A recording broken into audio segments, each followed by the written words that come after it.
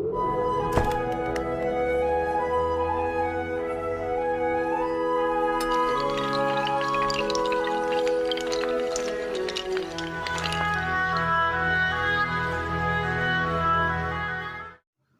students, Assalamu alaikum, good evening. Myself Abdul Mahmood Khan. I have completed my BTech in Civil Engineering from Zakir Hussain College of Engineering and Technology, Aligarh Muslim university. और आज हम लोग paper discussion करने जा रहे हैं 11th entrance का, जो 26 सितंबर 2021 यानी कि आज के दिन ही हुआ है। तो इसमें दो सीरीज आए थे, सेट ए और सेट बी। सेट बी में और सेट ए में फिजिक्स का जो पहला क्वेश्चन है, ठीक है, और सेट बी में फिजिक्स का 51st क्वेश्चन है, ठीक है। तो दोनों सीरीज में अलग अलग है और हम जो है सेट ए को सॉल्व करने जा रहे हैं। सेट ए सेट बी में कोई डिफरेंस नहीं है, बस क्वेश्चंस का रीअरेंजमेंट है इधर उधर। तो हम सेट ए सेट बी दोनों का लिंक डिस्क्रिप्शन बॉक्स में प्रोवाइड कर दे रहे हैं, आप वहाँ से डाउनलोड कर सकते हैं, ठीक है। तो इससे पहले मैं आपसे उम्मीद करता हूँ कि आपका पेपर अच्छा हुआ होगा, ठीक है। और फिजिक्स का पहला क्वेश्चन है, फिजिक्स का पहला क्वेश्चन है, a car of mass 200 kg moves with an initial speed of 72 km/h. If on applying brakes, a constant acceleration of 0.2 meter per second square is produced. The distance covered by the car before it stops would be. यानी कि इस question में हमें क्या क्या दिया गया है? सबसे पहले दिया गया है इनिशियल स्पीड। इनिशियल स्पीड दे रखा है 72 km/h, ठीक है। इसको हम क्या करते हैं, मीटर पर सेकंड में कन्वर्ट करके रख लेते हैं, ठीक है। तो ये हो जाएगा हमारा 72 इंटू 5/18। क्यों? क्योंकि किलोमीटर पर आवर है, किलोमीटर पर आवर को मीटर पर सेकंड में कन्वर्ट करने के लिए 5/18 से मल्टीप्लाई कर देते हैं, ठीक है। तो 5/18 से मल्टीप्लाई कराएंगे तो ये हो जाएगा 20 मीटर पर सेकंड, ठीक है। उसके बाद दे रखा है एक कांस्टेंट डीएक्सेलरेशन, यानी कि डीएक्सेलरेशन दे रखा है तो क्या होगा, नेगेटिव में होगा, 0.2 मीटर पर सेकंड स्क्वायर। इसके बाद कह रहा है कि the distance covered by the car before it stops, यानी कि जो फाइनल स्पीड होगी वो क्या हो जाएगी, जीरो। क्यों? क्योंकि कह रहा है the distance covered by the car before it stops, और हमसे पूछा क्या है, डिस्टेंस पूछा है, ठीक है। तो हमारे पास तीन इक्वेशन ऑफ मोशन है। पहला इक्वेशन ऑफ मोशन है v equal to u plus a t. दूसरा इक्वेशन ऑफ मोशन है s equal to u t plus half a t square. तो टाइम यहाँ पे तो मालूम नहीं है, हम सेकंड इक्वेशन ऑफ मोशन इस्तेमाल नहीं कर सकते। थर्ड इक्वेशन ऑफ मोशन में जाएंगे। थर्ड इक्वेशन ऑफ मोशन क्या होता है, v square equal to u square plus 2as, ठीक है। तो थर्ड इक्वेशन ऑफ मोशन से हमें क्या होगा, ये s पता चल जाएगा। तो थर्ड इक्वेशन ऑफ मोशन हम लिखते हैं v square equal to u square plus 2as, ठीक है। फाइनल स्पीड क्या हो जाएगी, जीरो। इनिशियल स्पीड कितनी है, 20 का स्क्वायर प्लस 2। तो यहाँ पे a जो है नेगेटिव में है, तो इसको हम क्या कर देते हैं, माइनस कर देते हैं। 2 इंटू 0.2 इंटू एस, ठीक है। यहाँ से s की वैल्यू हमारी आ जाएगी 20 का स्क्वायर यानी कि 400 डिवाइडेड बाई 0.4। अब क्या करते हैं, इसको सॉल्व करने के लिए ऊपर नीचे 10 से मल्टीप्लाई कर देते हैं। तो ये हो जाएगा 4000 डिवाइडेड बाई 4, यानी कि आ गया 1000 मीटर। तो अब जो ऑप्शन दे रखा है वो दे रखा है किलोमीटर में, तो हम इसको किलोमीटर में कन्वर्ट करेंगे तो कितना हो जाएगा, 1 किलोमीटर। यानी कि फर्स्ट क्वेश्चन का सेकंड पार्ट 1 किलोमीटर करेक्ट हो जाएगा, ठीक है। इसके बाद हम आते हैं क्वेश्चन नंबर सेकंड पे। क्वेश्चन नंबर सेकंड क्या कह रहा है, क्वेश्चन नंबर सेकंड कह रहा है a car starts from rest and moves along Y direction with an uniform acceleration of 6 metre per second square for 6 second and it then continues with an uniform velocity. Okay, the total distance covered by the car in 10 seconds since it started from the rest। यानी कि इसकी जो total journey है, शुरू के 6 second initial speed क्या है, zero, और इसके पास एक्सेलरेशन कितना है, 6 मीटर पर सेकंड स्क्वायर। उसके बाद अगले 4 सेकंड में इसके पास क्या आ चुका होगा, एक यूनिफॉर्म वेलोसिटी, और वो जो एक्सेलरेशन है वो वहां पे क्या हो चुका होगा, हट चुका होगा, क्योंकि यहाँ पे साफ साफ लिखा हुआ है यूनिफॉर्म वेलोसिटी। यूनिफॉर्म वेलोसिटी का मतलब क्या होता है, एक्सेलरेशन जीरो। तो हम लिख लेते हैं क्या क्या दिया हुआ है। इसमें दे रखा है सबसे पहले यूनिफॉर्म एक्सेलरेशन दे रखा है 6 मीटर पर सेकेंड स्क्वायर, और टाइम दे रखा है 6 सेकंड। अब हमें टोटल डिस्टेंस निकालना है, ठीक है। तो टोटल डिस्टेंस निकालने के लिए, शुरू के 6 सेकंड में निकालने के लिए हम सेकंड इक्वेशन ऑफ मोशन का इस्तेमाल कर लेते हैं, s equal to u t plus half a t square, ठीक है। तो ये हो जाएगा, u हमारा कितना है, क्योंकि ये स्टार्ट फ्रॉम रेस्ट लिखा हुआ है, ठीक है। स्टार्ट फ्रॉम रेस्ट यानी कि u हमारा कितना हो जाएगा, जीरो। तो ये हो जाएगा 0 इंटू टी 6, ठीक है, प्लस 1/2, a कितना है 6 और t कितना है 6, तो ये हो जाएगा 6 स्क्वायर। ये हो जाएगा 3 और 36 3 जा 108, यानी कि S1 इसको लिख देते हैं, ठीक है। यानी कि 0 से 6 सेकंड तक 108 मीटर निकल करके आ गया। उसके बाद इसके पास यूनिफॉर्म वेलोसिटी आ चुकी है, उस यूनिफॉर्म वेलोसिटी से ये क्या कर रहा है, मूव कर रहा है, ठीक है। तो वहां पे हम क्या करेंगे, यूनिफॉर्म वेलोसिटी है तो S2 लिख देंगे, S2 equal to V into t. अब ये V जो है, ये V कहां से आया होगा, ये V, ये जो एक्सेलरेशन है 6 मीटर पर सेकंड स्क्वायर, इसी ने इसको दिया हुआ है। तो वहां से हम क्या करते हैं, ये V निकाल लेते हैं। और ये V निकालने के लिए हम क्या करेंगे, फर्स्ट इक्वेशन ऑफ मोशन का इस्तेमाल करेंगे, V equal to U plus AT, ठीक है। तो यहां से हमारा आ जाएगा V, और U हमारा कितना है 0, और 6 एक्सेलरेशन कितना है 6, और टाइम कितना है 6, तो V आ जाएगा हमारा 36 मीटर पर सेकंड। और यहाँ पे हमारा आ जाएगा S2 इक्वल टू V की वैल्यू उठा के रख देते हैं 36 इंटू, अच्छा टोटल जो ये इसकी जर्नी है वो है 10 सेकंड की, और 6 सेकंड खत्म हो चुका है, तो टाइम कितना लेंगे यहाँ पे 4 सेकंड। तो S2 हमारा हो जाएगा 36 4 जा 144, तो यहाँ S2 आ गया और S1 आ गया, तो टोटल डिस्टेंस हमारा हो जाएगा S1 प्लस S2, यानी कि S1 कितना है 108 मीटर, और S2 हमारा कितना है 144 मीटर, ठीक है। तो दोनों को ऐड करते हैं, दोनों को ऐड करेंगे तो 252 मीटर हो जाएगा। यानी कि इसने ऑप्शन दे रखे हैं 252, 260, 300, 360, तो सेकंड का ए ऑप्शन जो है करेक्ट हो जाएगा, ठीक है। इसके बाद हम आते हैं क्वेश्चन नंबर 3 पे।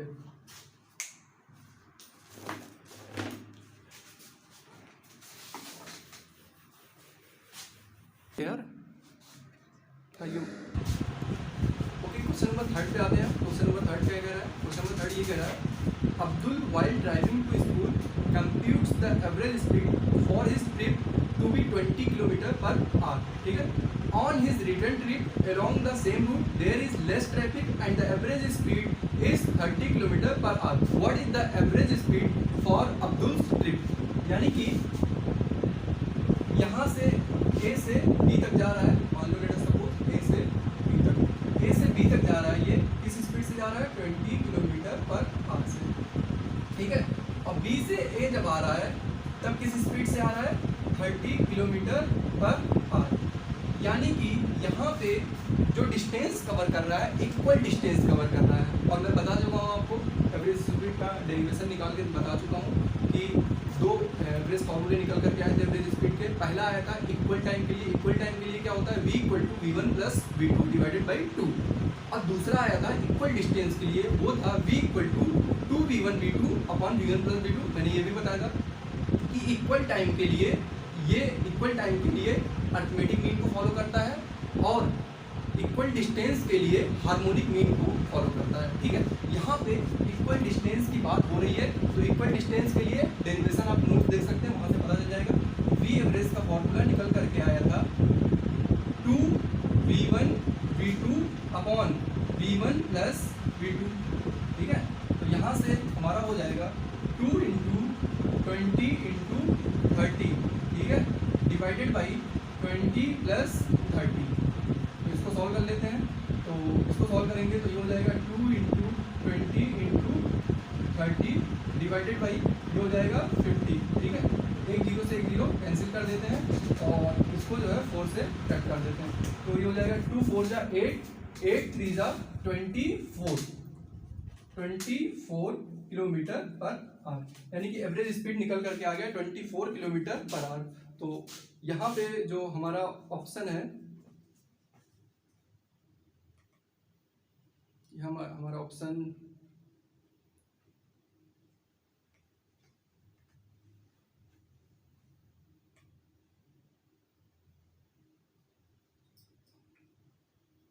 ऑप्शन है 25, 24, 22, 21, यानी कि 24 ऑप्शन बी करेक्ट हो जाएगा। तो थर्ड क्वेश्चन का ऑप्शन बी करेक्ट हो जाएगा। उसके बाद हम आते हैं क्वेश्चन नंबर 4 पे। क्वेश्चन नंबर 4 पे क्या कह रहा है, a body of mass 40 kg moving initially with a speed of 30 metre per second is subjected to a retarding force of 60 newton, the body will stop after. Time पूछ रहा है, ठीक है। तो टाइम पूछ रहा है और क्या क्या दे रखा है, सबसे पहले लिख लेते हैं। मास दे रखा है इस क्वेश्चन में, ये क्वेश्चन नंबर 4 है, ठीक है। मास दे रखा है 40 kg मास दे रखा है 40 kg, उसके बाद इनिशियल स्पीड दे रखा है 30 मीटर पर सेकेंड, ठीक है 30 मीटर पर सेकेंड, और रिटार्डिंग फोर्स दे रखा है 60 न्यूटन, ठीक है। और यहाँ पे टाइम पूछ रहा है, तो हम क्या करेंगे, या तो हम सेकेंड लॉ ऑफ मोशन का इस्तेमाल कर लें और या तो फिर हम इक्वेशन ऑफ मोशन का इस्तेमाल कर लेते हैं, ठीक है। तो हम यहाँ क्या करते हैं, equation second law of motion का इस्तेमाल करके कर लेते हैं। तो सेकेंड लॉ ऑफ मोशन क्या कहता है, F equal to change in momentum, F equal to change in momentum,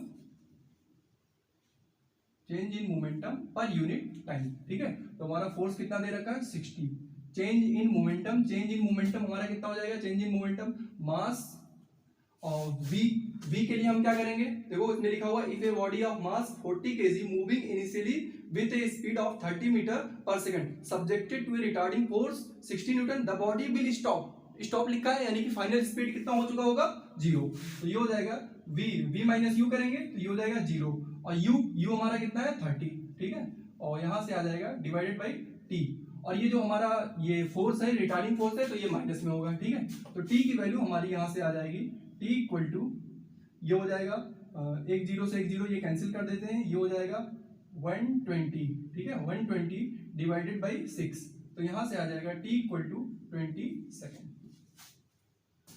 या फिर एक काम और कर सकते हैं, एक काम ये कर सकते हैं कि यहाँ पे इस क्वेश्चन में दूसरे तरीके से कैसे करेंगे, देखिए दूसरे तरीके से करने के लिए एक्सेलरेशन निकाल लेते हैं, तो एक्सेलरेशन हो जाएगा हमारा एक, तो दूसरे तरीके से एक्सेलरेशन आ गया हमारा -1.5 मीटर पर सेकेंड, ठीक है। उसके बाद पूछा क्या है हमें कि the body will stop after, time पूछा है, तो हम क्या करें फर्स्ट इक्वेशन ऑफ मोशन का इस्तेमाल कर देते हैं। तो फर्स्ट इक्वेशन ऑफ मोशन क्या होता है, v equal to u plus 80, ठीक है, और हमारा u कितना दे रखा है 30 मीटर, और v कितना हो जाएगा 0, क्यों, क्योंकि स्टॉप होगा, तो 30 और ये कितना दे रखा है -1.5 इंटू t, यहाँ से t हमारा आ जाएगा 30 डिवाइडेड बाई 1.5, 1.5 का मतलब 3/2, ठीक है, तो ये हो जाएगा 10, यहाँ से भी आ जाएगा 20 सेकेंड। तो हम किसी भी मेथड से कर सकते हैं, या तो second equation second law of motion का इस्तेमाल कर लें और या फिर इक्वेशन ऑफ मोशन का इस्तेमाल कर लें, ठीक है। उसके बाद हम क्वेश्चन 5 पे आते हैं। क्वेश्चन 5 क्या कहता है, क्वेश्चन 5 कह रहा है hammer of mass 500 gram moving at 50 metre per second strikes a nail, the nail stops the hammer in very short time, यानी कि हैमर के बारे में क्या क्या दे रखा है, मास दे रखा है 500 ग्राम, ये कौन सा क्वेश्चन है 5, क्वेश्चन नंबर 5 है, ठीक है। तो इसको केजी में कन्वर्ट कर लेते हैं, ये हो जाएगा 0.5 kg, ठीक है। उसके बाद दे रखा है मूविंग एट इतना 50 मीटर पर सेकेंड, ठीक है। उसके बाद नेल क्या हो जा रहा है, स्टॉप हो जा रहा है, ठीक है, तो v हमारा कितना हो जाएगा 0, और टाइम कितना दे रखा है 0.01 सेकेंड, इसको जो है हम लिख लेते हैं 10 की पावर -2 सेकेंड, ठीक है। उसके बाद पूछा है what is the force of the nail on the hammer, तो जाहिर सी बात है इनिशियल स्पीड मालूम है, फाइनल स्पीड मालूम है, मास मालूम है, टाइम मालूम है, तो फिर से वही इस्तेमाल करेंगे हम क्या, second law of motion, F equal to change in momentum per unit time. तो सोचने वाली बात है कि दो क्वेश्चन सेम मेथड से कर सकते हैं, अगर ये किसी को नहीं भी पता हो तो सेम मेथड से कर सकते हैं। तो यहाँ से F इक्वल टू क्या हो जाएगा हमारा, change in momentum per unit time, ये हो जाएगा mv minus you divided by t, तो m कितना है 0.5 kg, और v हमारा कितना हो जाएगा 0, ठीक है, तो माइनस u कितना है 50 metre divided by time, time कितना है 10 की पावर -2 मीटर पर 10 की पावर -2 सेकेंड, तो 0.5 इंटू 50 कितना हो जाएगा, ये हो जाएगा 25 इंटू 10 की पावर 2, यानी कि यहाँ से आ जाएगा 2500 newton, F equal to 2500 newton, यानी कि क्वेश्चन नंबर 5 का थर्ड पार्ट करेक्ट हो जाएगा सी। उसके बाद हम आते हैं क्वेश्चन नंबर 6 पे।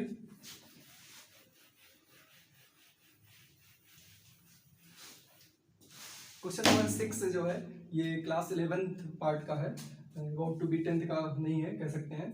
Acceleration due to gravity on earth is g if g dash is acceleration due to gravity at h above the surface of earth, तो g की वैल्यू कितनी होती है, सबसे पहले हम लिख लेते हैं, ये कौन सा क्वेश्चन नंबर है 6, gm by r स्क्वायर ये होती है, ये बता चुके हैं हम क्लास में। यहाँ से फिर हम और g डैश लिखेंगे हाइट h, तो ये हो जाएगा हमारा gm/r प्लस h का होल स्क्वायर। ठीक है, ये आ गया हमारा। अब क्या करते हैं कि दोनों इक्वेशन को डिवाइड कर देते हैं। ठीक है, तो दोनों इक्वेशन को डिवाइड करेंगे g डैश बाई जी, तो g dash by g divide करेंगे तो यहाँ से आ जाएगा r square divided by r plus h का होल स्क्वायर। ठीक है, इसको थोड़ा सा सिंप्लीफाई कर लेते हैं, तो सिंप्लीफाई करेंगे आर स्क्वायर, नीचे से आर स्क्वायर कॉमन ले लेते हैं, तो ये हो जाएगा 1 प्लस एच बाई आर का होल स्क्वायर। आर स्क्वायर से आर स्क्वायर कैंसिल हो गया, इन सबको ऊपर लेकर के चले जाते हैं, तो ये हो जाएगा 1 प्लस एच बाई आर की पावर -2। ये आप लोग हो सकता है ना समझ पाए क्योंकि ये 11th पार्ट है। ठीक है, तो यहाँ से आ जाएगा जी डैश बाई जी। अब इसको सॉल्व करने के लिए हम क्या करते हैं, इसमें थोड़ा सा बाइनोमियल एक्सपेंशन का इस्तेमाल कर देते हैं। बाइनोमियल एक्सपेंशन आप क्लास 11 में पढ़ेंगे, तो बाइनोमियल एक्सपेंशन का जब इस्तेमाल करेंगे तो ये हो जाएगा 1 माइनस 2h बाई आर। तो यहाँ से जी डैश की वैल्यू आ जाएगी जी 1 माइनस 2h बाई आर, यानी कि लेस देन जी आ रहा है। तो हमारा कौन सा पार्ट हो जाएगा, 6 का बी पार्ट करेक्ट हो जाएगा।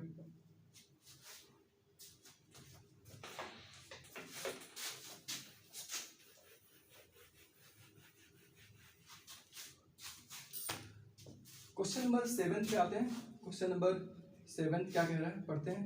क्वेश्चन नंबर 7 कह रहा है, क्वेश्चन नंबर 7 मिसिंग डाटा लग रहा है मुझे, तो और मैं इसको बाद में कराऊंगा। क्वेश्चन नंबर 7 मिसिंग डाटा है।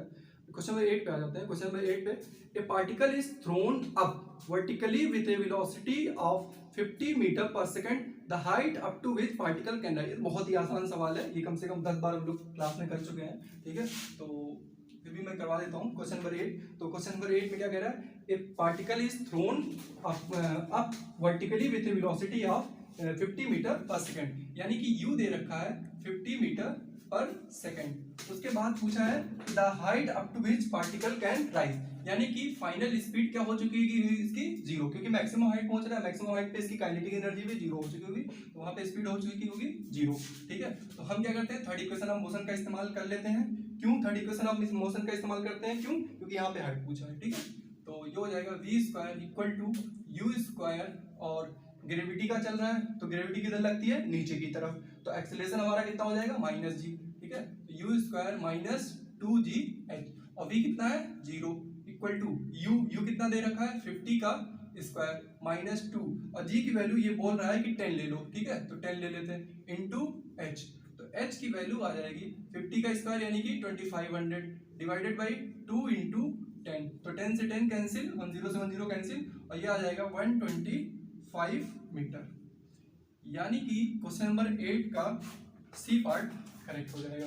ठीक है, उसके बाद हम क्वेश्चन नंबर 8 का सी पार्ट हो गया। क्वेश्चन नंबर 9 पे आ जाते हैं। क्वेश्चन नंबर 9 क्या कह रहा है, क्वेश्चन नंबर 9 कह रहा है wire A is of length 40 metre and radius 2 mm, wire B is length of 25 centimetre and radius 3 mm respectively, ratio of the resistance R A and R B. तो यहाँ पे हम देखें, ए का जो लेंथ दे रखा है 40 सेंटीमीटर और बी का जो लेंथ रखा है 25 सेंटीमीटर, दोनों का यूनिट सेम है तो हम यूनिट नहीं चेंज करते हैं। ठीक है, उसके बाद दे रखा है रेडियस 2 mm पहले का, और दूसरे का रेडियस दे रहा है 3 mm, तो हम यूनिट जो है नहीं चेंज करते हैं। क्यों, क्योंकि यहाँ पे यूनिट सेम है और हमको रेशियो निकालना है। तो रेशियो निकालने के लिए हम क्या करेंगे, देखो सबसे पहले आर ए लिख लेते हैं। आर ए हो जाएगा हमारा, आर ए हो जाएगा rho L by A, rho L by A यही होता है। ठीक है, तो रो एल, एल कितना दे रखा है 40 सेंटीमीटर।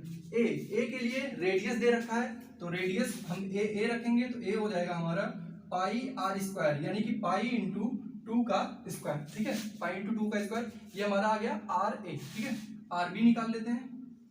आर बी हो जाएगा हमारा रो लेंथ कितना दे रखा है बी का, दे रखा है 25 सेंटीमीटर, और रेडियस कितना दे रखा है, रेडियस दे रखा है 3 mm, तो ये हो जाएगा पाई इंटू 3 का स्क्वायर। अब दोनों का रेशियो पूछा है तो डिवाइड कर देते हैं। ठीक है, R A divided by R B. ठीक है, तो R A divided by R B करेंगे, रो और पाई कैंसिल हो जाएगा। ठीक है, तो यहाँ पे आ जाएगा 40 डिवाइडेड बाई 4। ठीक है, और पूरे का जो डिवाइड होगा ये हो जाएगा 25 डिवाइडेड बाई 9, तो ये हो जाएगा हमारा 40 divided by 4 into 9 divided by 5।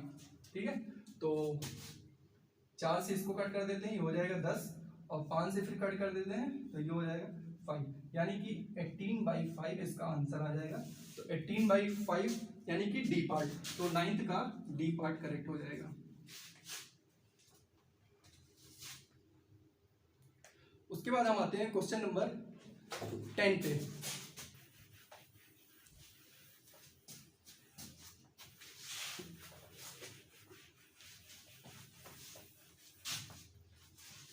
Question number 10 पे आ जाते हैं। क्वेश्चन नंबर डिक्टो सवाल क्लास का है। A stone is dropped from the top of a tower 500 metre high into a pond of water at the base of the tower, when is the splash heard at the top. यानी कि इस question में ये कह रहा है कि एक स्टोन है, यहाँ पे कोई पॉन्ड है, पॉन्ड दे रखा है, stone top on the when is the splash heard at the top. हाँ, जो भी है पॉन्ड है, जो भी है यहाँ पे, ये पॉन्ड, यहाँ पे एक स्टोन यहाँ से गिरता है, ठीक है। तो वो स्टोन जो है यहाँ से ड्रॉप किया गया। अच्छा, ड्रॉप के केस में हमेशा यू कितना लेते हैं, 0, ठीक है। ड्रॉप हुआ तो ड्रॉप हो गया, ठीक है। अब इसके बाद क्या होगा, जब ड्रॉप होगा तो यहाँ से नॉइस क्रिएट होगी, साउंड क्रिएट होगा, ठीक है। तब ये साउंड दोबारा से क्या होगी, ऑब्जर्वर को सुनाई देगी। अब पूछा है कि कितने देर बाद वो साउंड सुनाई देगा। तो सबसे पहले तो हम क्या करेंगे, टाइम निकालेंगे कि कितनी देर में वो स्टोन नीचे पहुंच रहा है, ठीक है। और नीचे जब पहुंच रहा है तो वो स्टोन है, स्टोन अंडर ग्रेविटी जो है वो गिर रही होगी, ठीक है। तो हम पता कर लेते हैं कि कितने देर में ये नीचे पहुंच रहा है। तो यहां से हम क्या करेंगे, नीचे पहुंच रहा है ये पता करने के लिए कितना टाइम लग रहा है, तो हम क्या करें, और हाइट मालूम है कि नहीं मालूम है, हाइट मालूम है, कितना दे रखा है, 500 मीटर,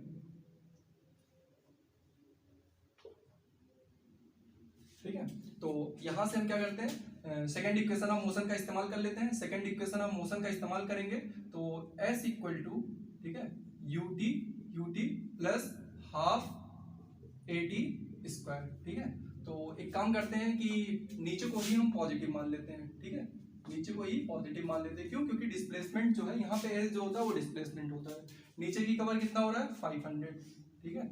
ये हो जाएगा हमारा U इंटू 2, ये हो जाएगा 0 इंटू T प्लस ये हो जाएगा हाफ, और जी ए की वैल्यू हम क्या लेंगे, अंडर ग्रेविटी का केस है तो G लेंगे, और G की वैल्यू 10 दे रखी है, 10 इंटू T स्क्वायर, ठीक है। तो ये 0, एक 0 से एक 0 कैंसिल कर देते हैं, तो यहां से आ जाएगा T स्क्वायर इक्वल टू 100। तो T की वैल्यू आ गई 10 सेकेंड, T की वैल्यू आ गई 10 सेकेंड, यानी कि 10 सेकेंड में ये स्टोन नीचे पहुंच रहा है। अब पहुंचने के बाद इसने साउंड क्रिएट किया, अब यहां से कितना टाइम लग रहा है, तो यहां से हम टाइम पता करने के लिए क्या करेंगे, तो यहां से हम फॉर्मूला लगाएंगे, lambda equal to we into t. जाहिर सी बात है, क्योंकि साउंड का केस है, साउंड के केस में हम टाइम जो है इससे तो निकाल नहीं सकते हैं, हमें क्या लगाना पड़ेगा, lambda equal to we into T, या V equal to lambda by T. तो v equal to lambda by T का इस्तेमाल करेंगे, ठीक है। इसको मान लेते हैं T1 और इसको कर देते हैं T2, यानी कि आने में T1 लगा, अब ये जो है साउंड सुनाई देगा उसको, यहाँ पे हम T2 मान लेते हैं, ठीक है। तो लेमडा हमारा क्या है, डिस्टेंस, और v जो है वेलोसिटी ऑफ साउंड रखेंगे। वेलोसिटी ऑफ साउंड कितना दे रखा है, 340। तो 340 equal to 500 divided by T2। तो यहाँ से T2 की वैल्यू आ जाएगी, कितनी आ जाएगी, डिवाइड करेंगे तो 1.47 आ जाएगी, 500 डिवाइडेड बाई 340 यानी कि 1.47 सेकेंड। तो हमारा टोटल टाइम हो जाएगा 10 सेकेंड प्लस 1.47 सेकेंड, यानी कि 11.47 सेकेंड। यानी कि क्वेश्चन नंबर कौन सा था ये, क्वेश्चन नंबर है 10 का सेकेंड पार्ट करेक्ट हो जाएगा। उसके बाद आते हैं हम क्वेश्चन नंबर 11 पे। क्वेश्चन नंबर 11 थ्योरेटिकल है। क्वेश्चन नंबर 11 का थर्ड पार्ट हो जाएगा, in a hydro power plant potential energy of the stored water is converted into electricity, ठीक है। उसके बाद हम आते हैं क्वेश्चन नंबर 12 पे। क्वेश्चन नंबर 12 क्या कह रहा है, क्वेश्चन नंबर 12 कह रहा है, a body of mass 500 gram initially at rest is moved by horizontal force of 2 Newton on a smooth horizontal force, the work done by the force in 10 second. 10 second में पूछ रहा है कि कितना force लगेगा, ठीक है। तो हम क्या करते हैं कि सबसे पहले हम इसका एक्सेलरेशन बॉडी का निकाल लेते हैं, ठीक है। तो क्वेश्चन नंबर 12 में क्या क्या दे रखा है, सबसे पहले लिख लो, मास 5 kg, ठीक है, फोर्स 2 न्यूटन, ठीक है। उसके बाद ए body of mass 5 kg initially at rest, यानी कि इनिशियल स्पीड इसका कितना है 0, इनिशियल स्पीड कितना है 0। उसके बाद पूछा है the work done by the force in 10 second, जाहिर सी बात है वर्क डन पूछ रहा है और इनिशियल स्पीड दे रखा है और यहाँ से हम एक्सेलरेशन भी निकाल सकते हैं और टाइम भी दे रखा है, तो हम स्पीड भी, फाइनल स्पीड भी निकाल सकते हैं। और जब फाइनल स्पीड निकाल सकते हैं, इनिशियल स्पीड भी निकाल सकते हैं, तो जाहिर सी बात है work done equal to change in kinetic energy का फॉर्मूला इस्तेमाल कर सकते हैं। मैं बता चुका हूँ आप लोग को कि वर्क डन निकालने के टोटल 4 या 5 फार्मूले हैं। पहला फार्मूला है work done equal to change in kinetic energy, अगर वेलोसिटी का खेल, स्पीड का खेल हो रहा है, यानी कि स्पीड अगर बढ़ रही है या फिर घट रही है, वर्क डन पूछ रहा है, तो चेंज इन काइनेटिक एनर्जी का इस्तेमाल करेंगे। और अगर बॉडी को हाइट पे कहीं फेंका जा रहा है तो वहां पे हम जो है work done equal to change in potential energy का इस्तेमाल करेंगे। और तीसरा हमने बताया था कि अगर फोर्स लग रहा है और डिस्प्लेसमेंट हो रहा है तो work done equal to force into displacement करेंगे, ठीक है। और अगर इंक्लाइन पे हो रहा है तो वहां पे work done equal to force into displacement into cos theta का इस्तेमाल हो जाएगा। एक और वर्क डन का फॉर्मूला मैं बता चुका हूं कि क्योंकि पावर इक्वल टू क्या होता है वर्क डन पर यूनिट टाइम, तो वहां से भी हम वर्क डन निकाल सकते हैं पावर इनटू टाइम। ये 5 हमें याद करते हुए चलना है हमेशा से, ठीक है। तो यहाँ पे जाहिर सी बात है तो हम v निकाल लेते हैं। तो सब v निकालने के लिए सबसे पहले a निकालो, तो a हो जाएगा हमारा F/m, यानी कि 2/5, यानी कि 0.4 मीटर पर सेकेंड स्क्वायर।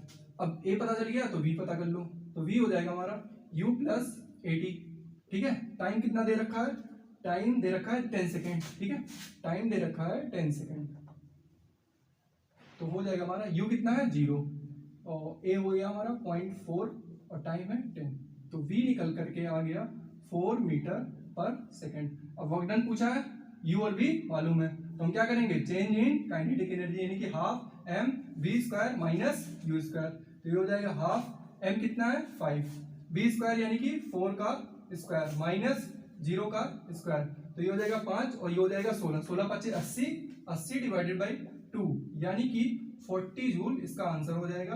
तो कौन सा ऑप्शन मैच कर रहा है, ऑप्शन नंबर 3 मैच कर रहा है, यानी कि 12 का सी पार्ट मैच कर रहा है। इसके बाद हम आते हैं 12 हो गया, 13 पे आते हैं। 13 क्या कह रहा है, an electron enters a magnetic field at right angle to it as shown in figure below, the direction of force acting on the electron will be. तो मैं बना देता हूँ फिगर, ऐसे दिया हुआ है, उसके बाद इधर मैग्नेटिक फील्ड का डायरेक्शन दे रखा है, मैग्नेटिक फील्ड, ठीक है, मैग्नेटिक फील्ड लिख देते हैं यहाँ पे, मैग्नेटिक फील्ड,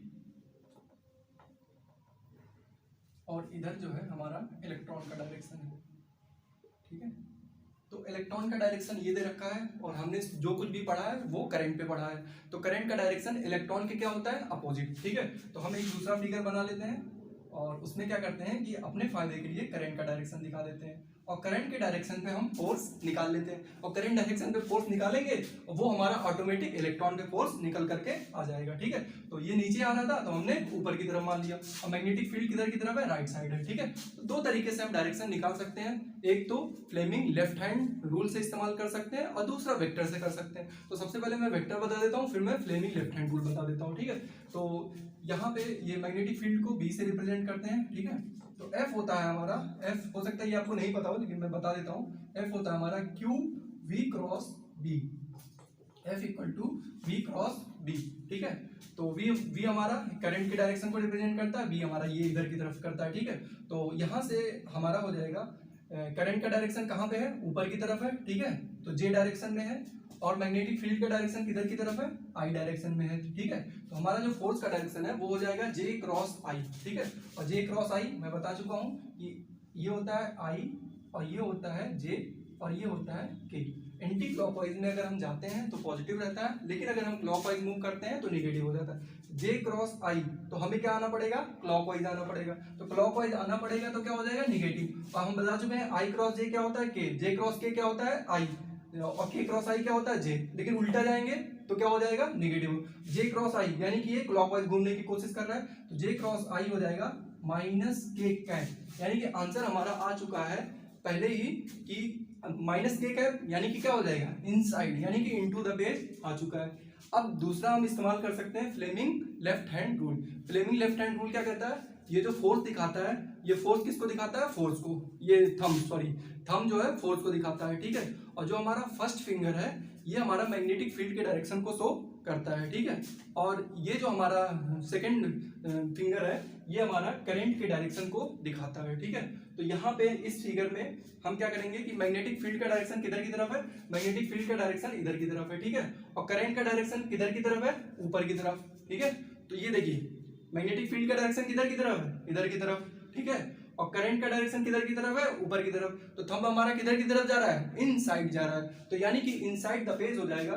तो अगर हम इस करंट पे इनसाइड द पेज निकाल रहे हैं, जाहिर सी बात है तो इलेक्ट्रॉन पे भी वही लगेगा। क्यों? क्योंकि इलेक्ट्रॉन का डायरेक्शन नीचे है और हमने करंट के डायरेक्शन को किधर मान लिया, ऊपर की तरफ, ठीक है। तो हमारा क्वेश्चन नंबर 13 का दोनों ही तरीके से मैंने बता दिया, इनटू द पेज आ जाएगा। उसके बाद हम क्वेश्चन नंबर 14 पे आ जाते हैं। ये था 13 हमारा। क्वेश्चन नंबर 14 क्या कह रहा है, साउंड का क्वेश्चन है, बहुत ही इजी सवाल। A sound wave has a frequency of 1000, तो ये लिख देते हैं 1000, फ्रीक्वेंसी दे रखी है 1000 Hz, ठीक है। उसके बाद दे रखा है वेवलेंथ यानी कि लेमडा दे रखा है 25 सेंटीमीटर। उसके बाद कह रहा है the time taken by it to move through 1 kilometre. तो यहाँ से हम क्या करते हैं कि वेलोसिटी निकाल के रख लेते हैं, स्पीड निकाल के रख लेते हैं, ठीक है। तो स्पीड हमारा होता है v = f लेमडा, ठीक है। तो f कितना है 1000 और लेमडा कितना है सेंटीमीटर में। तो सेंटीमीटर से मीटर में कन्वर्ट करने के लिए क्या करेंगे, 10⁻⁻² से मल्टीप्लाई या 100 से डिवाइड, ठीक है। तो 10⁻⁻² से ये 2 खत्म हो जाएगा, तो यहाँ से आ जाएगा 250 मीटर पर सेकंड। v आ गया हमारा 250 मीटर पर सेकंड। अब क्या कह रहा है, the time taken by it to move through 1 kilometre. 1 kilometre के लिए क्या पूछ रहा है, टाइम पूछ रहा है। तो यहाँ से क्या करेंगे, v = λ/t लगा देते हैं। तो t आ जाएगा हमारा λ/v, यानी कि लेमडा कितना होगा 1 किलोमीटर। 1 किलोमीटर मतलब 1000 मीटर, 1000 मीटर। और वेलोसिटी कितनी होगी 250 मीटर पर सेकंड। तो टाइम हमारा यहां से निकल करके आ जाएगा 4 सेकंड, ठीक है। तो क्वेश्चन नंबर 14 का हमारा सेकंड पार्ट करेक्ट हो जाएगा, क्वेश्चन नंबर 14 का सेकंड पार्ट करेक्ट हो जाएगा। उसके बाद हम आते हैं क्वेश्चन नंबर 15 पे, ये भी क्लास का ही सवाल है।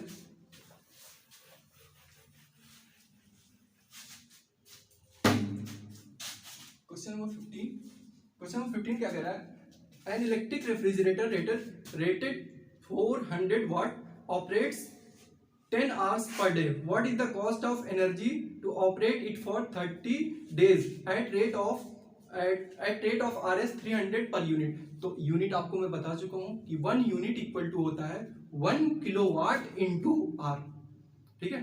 1 यूनिट इक्वल टू होता है, मैं बता देता हूं यहाँ पे 1 यूनिट जो होता है, 1 यूनिट का मतलब होता है 1 किलोवाट आर, ठीक है। चाहे तो आप इसको जूल में भी कन्वर्ट कर सकते हैं, लेकिन इस क्वेश्चन में जरूरत ही नहीं है। इस क्वेश्चन में सबसे पहले दे रखा है पावर दे रखा है, ठीक है, और यहाँ पे टाइम दे रखा है, ठीक है। तो यहाँ क्या करेंगे, हम एनर्जी निकाल लेंगे। तो एनर्जी निकालने के लिए क्या करेंगे, पावर इंटू टाइम, ठीक है। पावर दे रखा है 4000 वाट, 4000 वाट। टाइम दे रखा है 10 hours पर डे, ठीक है।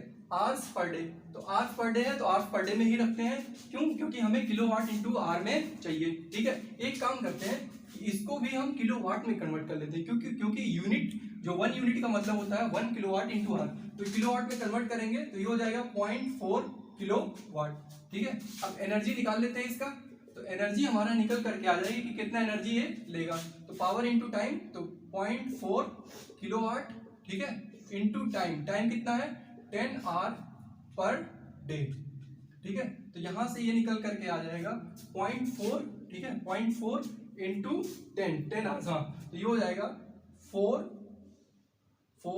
Kilowatt hour per day, kilowatt into hour per day. अब जो है इसमें पूछा है कि cost of energy to operate it for 30 days at the rate of 3 per unit, यानी कि एक यूनिट का कॉस्ट जो है 3 रुपीज है, ठीक है। तो टोटल 30 दिन का हम निकाल लेते हैं। तो 30 दिन का निकालेंगे ई टोटल, तो हमारा हो जाएगा 4 इंटू 30, ये हो जाएगा किलोवाट इंटू आर। तो ये आ जाएगा 120 किलोवाट इंटू आर। अब एक यूनिट का जो रेट है वो 3 रुपीज है, तो इतने का कॉस्ट कितना हो जाएगा, इतने का कॉस्ट हो जाएगा हमारा 120 इंटू 3 यानी कि 360 रुपीज। तो 360 रुपीज यानी कि सी पार्ट करेक्ट हो जाएगा। तो 15 का सी पार्ट आ रहा है 360 रुपीज। क्वेश्चन नंबर 16 क्या कह रहा है? क्वेश्चन नंबर 16 का लाते हैं। क्वेश्चन नंबर 16 कह रहा है an object is placed at 25 cm in front of a concave mirror of focal length 15 cm. At what distance from the mirror should a screen be placed in order to obtain a sharp image? ठीक है, तो ये optics का question है, reflection का। तो यहाँ पे हम देख लेते हैं क्या क्या दिया हुआ है क्वेश्चन नंबर 16 में। क्वेश्चन नंबर 16 में ऑब्जेक्ट दे रखा है, तो जाहिर सी बात है ये हमारा कॉन्केव मिरर है। ठीक है, तो कॉन्केव मिरर है तो ऑब्जेक्ट हम मिरर के सामने ही रखते हैं, यानी कि हम इस मिरर से किधर की तरफ जाएंगे? लेफ्ट साइड में। तो यू हमारा क्या होगा? निगेटिव। निगेटिव कितना हो जाएगा? -25 सेंटीमीटर। उसके बाद क्या दे रखा है? फोकल लेंथ दे रखा है। तो फोकल लेंथ इस मिरर का रेडियस ऑफ कर्वेचर किधर की तरफ आएगा? Left side. तो ये भी जो है हम एफ जो है वो भी हम किस में रखेंगे? निगेटिव में। तो ये हो जाएगा -15 सेंटीमीटर। वी हम पता कर लेते हैं कि कहाँ पे, वहीं पे हम क्या करेंगे? स्क्रीन को प्रोवाइड कर देंगे और शार्प इमेज पता हो जाएगी। तो यहाँ से हम क्या करेंगे? मिरर फॉर्मूला इस्तेमाल कर लेते हैं। मिरर फॉर्मूला क्या होता है? 1/f = 1/b + 1/u। तो 1/-15 = 1/b + 1/-20। तो 1/b हो जाएगा, 125 को उधर भेज देते हैं, 1/25 को -1/15। तो इन दोनों का एलसीएम ले लेते हैं। ठीक है, तो इसका एलसीएम हमारा 75 हो जाएगा। ठीक है, तो 75, तो ये हो जाएगा 3 - 5, तो 1/b। तो v की वैल्यू हो जाएगी -75 / 2 यानी कि -37.5 सेंटीमीटर। तो हमारा कौन सा ऑप्शन हो जाएगा? थर्ड ऑप्शन हो जाएगा। तो 16 का सी पार्ट करेक्ट हो जाएगा। उसके बाद लास्ट क्वेश्चन है। लास्ट क्वेश्चन बहुत ही आसान क्वेश्चन दे दिया है इलेक्ट्रिसिटी से। इलेक्ट्रिसिटी का क्वेश्चन है। क्वेश्चन नंबर 17 क्या दे रखा है? दे रखा है कि 3 resistors each of 8 ohm are connected to a triangle. The resistance between any two terminal. तो मान लेते हैं कि ये हमारा ट्राइंगल है और यहाँ पे रेजिस्टेंस लगा हुआ है और यहाँ पे रेजिस्टेंस लगा हुआ है, यहाँ पे रेजिस्टेंस लगा हुआ है 8 ओम का। ठीक है, तो इसी के अबाउट निकाल लेते हैं। किसी के भी अबाउट निकालेंगे सेम आएगा निकल करके। ठीक है, तो इसके अबाउट हम निकालेंगे। तो देखो ए से बी जाने का कितने रास्ते हैं? 2 रास्ते हैं। एक रास्ता ये है और एक रास्ता ये है। अब देखो इस रास्ते से जाएंगे या फिर इस रास्ते से। अच्छा, इस रास्ते से जाएंगे तो ये दोनों साथ में पढ़ेंगे, यानी कि ये दोनों किस में है? सीरीज में। और देखो इस रास्ते से अगर गए तो इस रास्ते से नहीं जा सकते। अच्छा, ए पॉइंट से बी पॉइंट जाने पे 2 रास्ते हैं। अब जितने रास्ते होते हैं वो किसमें होते हैं? इक्विपोटेंशियल पे, यानी कि इक्विपोटेंशियल कब होते हैं? पैरेलल में। तो यानी कि 8 ओम के साथ ये दोनों किसमें है? पैरेलल में है। ठीक है, तो हम एक काम करते हैं कि ये दोनों किसमें है? ये और ये किसमें है? सीरीज में। ठीक है, तो इन दोनों का सीरीज कितना हो जाएगा? 8 और 8 का सीरीज 8 + 8 कितना हो जाएगा? 16 ओम। ठीक है, 16 ओम इसके साथ किसमें होगा? पैरेलल में।